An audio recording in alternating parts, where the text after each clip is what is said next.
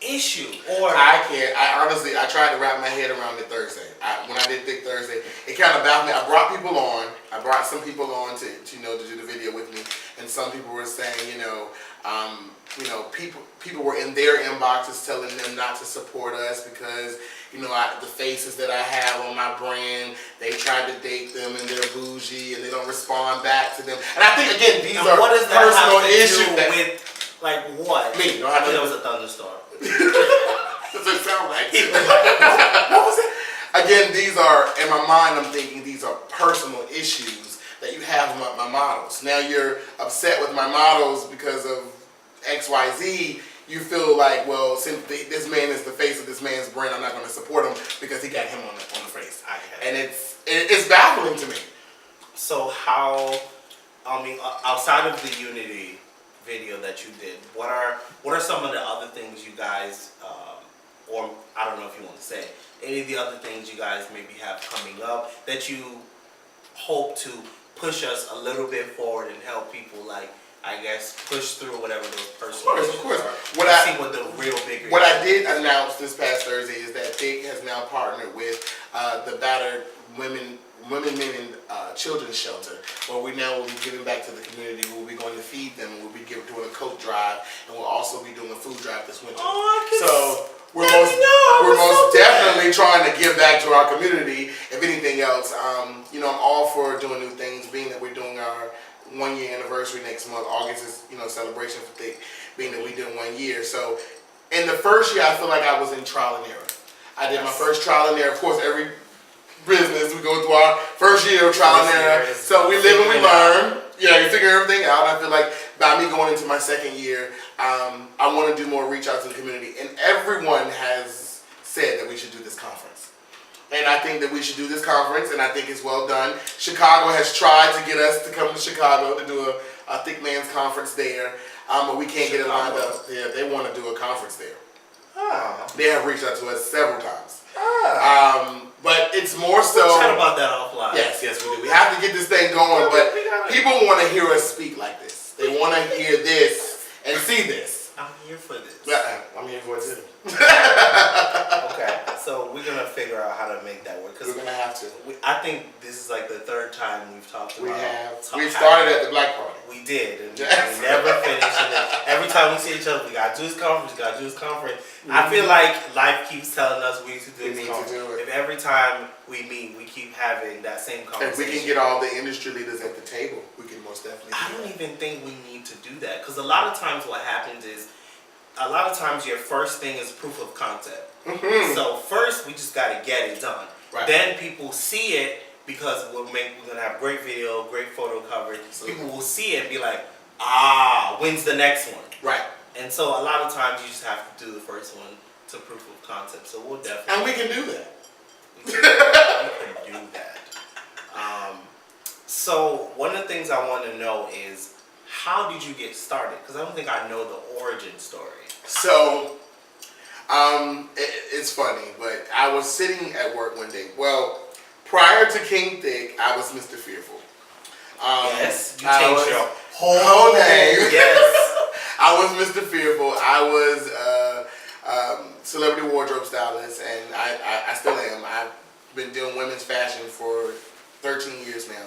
I moved to Atlanta to do that. While doing these red carpet events and going out on the scene all the time, bigger guys would always inbox me and say, "Where did you get your clothes from? Where did you get that shirt from? Where did you get those pants from?" Every time you was. And I wouldn't say myself as fly. I just feel like I was myself. So what you're saying is yourself is fly. It's really what you're trying to get at here, right? I guess if the shoe fits, I'll wear it. but I was getting more so of that, and then I saw going to these big boy events. I'm taking off the phone now. Going to these big boy events, I was seeing that there wasn't any confidence in that. And I'm someone that likes to think outside the box. No, I'm not the biggest man ever, but I saw my big boys just wearing t-shirts and being okay with wearing a collared shirt, and the society saying that, all I'm going to give you guys is polos and 7Xs, and that's it. And so I thought, I hear so many guys tell me, and so many of my friends, I'll never disclose them, but say that they can't take their shirt off when they go to a pool. Oh they're my afraid God. of that. Oh And my they're God. afraid to take a shirtless picture. And I thought, like, well, Jesus Christ, like, you know, you're such a handsome guy. Why won't you take your shirt off? Oh, I don't want to show my man boobs. And so I'm like, well, that has to stop. Moves are 2018. We have to stop this. And so one day I was sitting at my job and I was singing Thick, the song. I can't even pass on. I was just at my desk, kept Thick, singing that. Thick, I just kept Thick. singing that. And I was doodling at my desk and I wrote Tempting, Handsome, Intelligent, Charming Kings. I kept writing T-H-I-C-K with periods. And I was just like, oh my God, that sounds good. That sounds real good. But I was like, I don't want to do anything for this community because, oh God, going in front of the, mind you, the girls accept me. I don't know what it's going to be like going before men. This is going to be different. So I was like, oh, I'm so scared. So I called one of my good friends, which is Kills for Fashion, Isaiah. I called him on the phone. And I called him and I said, friend, what do you think of this? And he was like, oh, that's cute. And I said, Tempting, Handsome, Intelligent, Charming Kings. He kept saying, that's real cute. And I kept saying, well, what should I do with that? He was like, I don't know, friend. That sounded cute. And so the more and more we kept saying it was cute, we kept saying, well, maybe we should do blogs and maybe we should do fashion shoots using that name. And then he and I came up with the concept.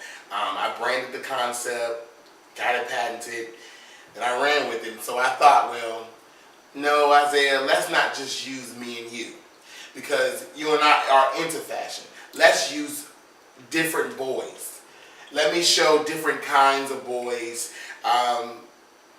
different sizes, different kinds of guys, older, younger, just to show something. So I went on Instagram. I was already friends with Kels, tatted up. I asked him and I told him the concept. He was the first person I called. He was here for it. Oh, wow. I got in I didn't know contact. I got in contact with Last King Standing. I didn't even, I wasn't really friends with Last King Standing like that. We grew through this. I just had met him a couple of weeks prior to doing it. And he was here for it. Young Benzel. I haven't known Joe since I've been living here. But the moment I told him, he was just like, let him know. And I just came up with a date. And I said, I don't want to do no photo shoot.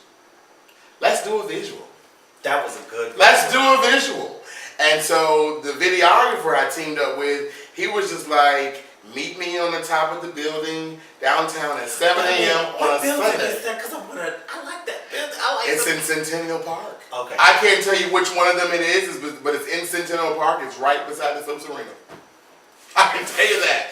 But it's an abandoned one. Like none of the cars park in it.